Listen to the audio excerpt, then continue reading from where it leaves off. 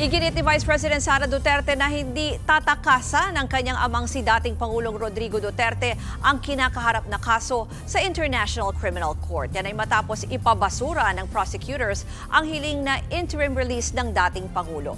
Para sa detalye, live mula sa Pampanga, nasa frontline ng balitang yan, si Rainiel Pawid. Rainiel, ano ba ang mga bagong pahayag dyan ni Vice President Sara?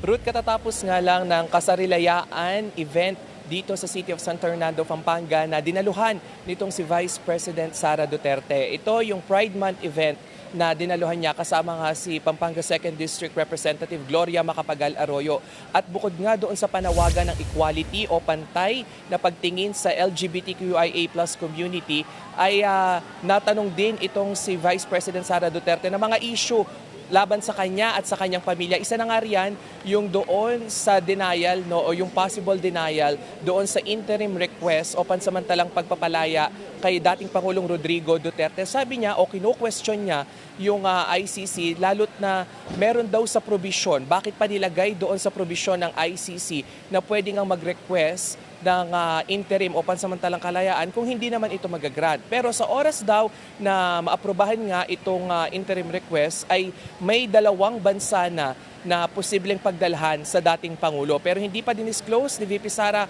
kung saan yung mga bansa na iyan.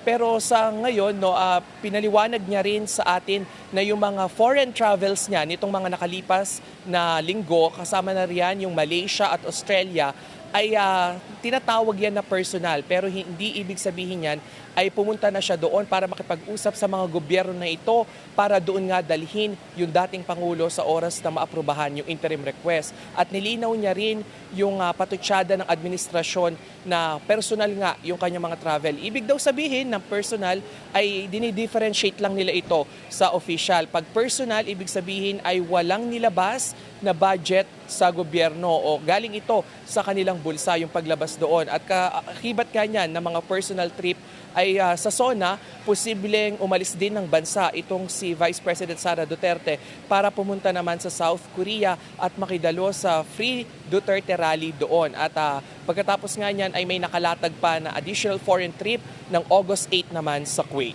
Ruth. Yan po ang Express Report ni Rainiel Pawid. Mga kapatid, Ruth Cabalpo, para sa mabilis na pasada ng mga balitang dapat niyong malaman, mag-follow at mag-subscribe sa social media pages ng News 5.